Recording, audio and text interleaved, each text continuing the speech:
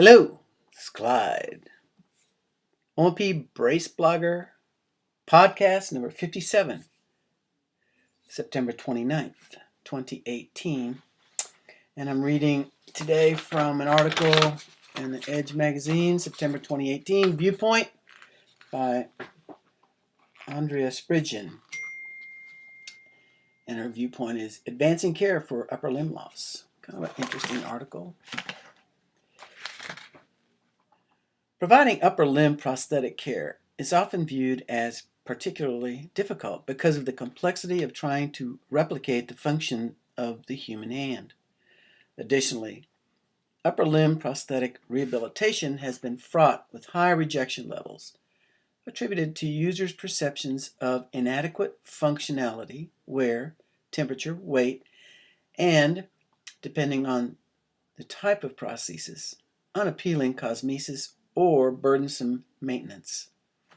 This issue of the O&amp Edge, which is September 2018, explores advances in upper limb technology and treatment approaches that are improving the options and outcomes for those with upper limb loss.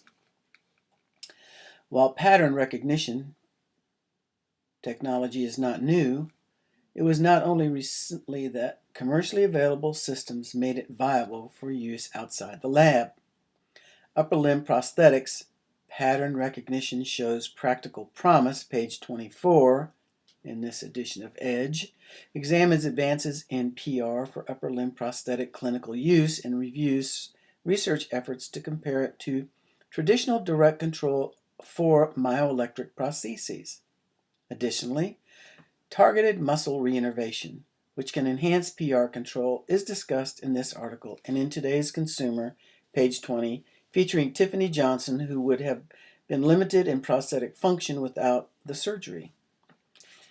An upper limb amputation is generally more visible than a lower limb amputation that can be more easily disguised by clothing as desired. As such, issues surrounding cosmesis are an internal part of discussions about upper limb prostheses. Climbing to Westworld Realism in Prosthetic Design, page 36, tackles the concept of whether societally we become more or less comfortable as prostheses more closely replicate the appearance of biological arms and hands, and what impact that perception may have on a patient's experience of prosthetic acceptance. This article also raises questions about whether recent changes in attitudes have led away from realism toward an affinity for the appearance of high-tech limbs, whether or not their function reflects the perception. Historically, one of the least served populations of people with upper limb amputations were represented by the greatest number of individuals, those who have partial hand amputations.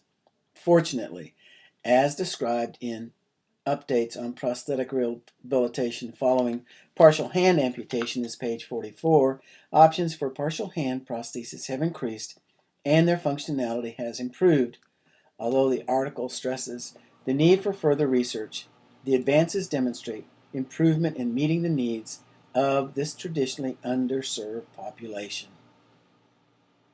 I want to thank Nicole Van Keulen for sharing a first-hand reflection of her experience as the inaugural fellow for the National Association for the Advancement of Orthotics and Prosthetics, page 54, and providing her perspective on patient advocacy.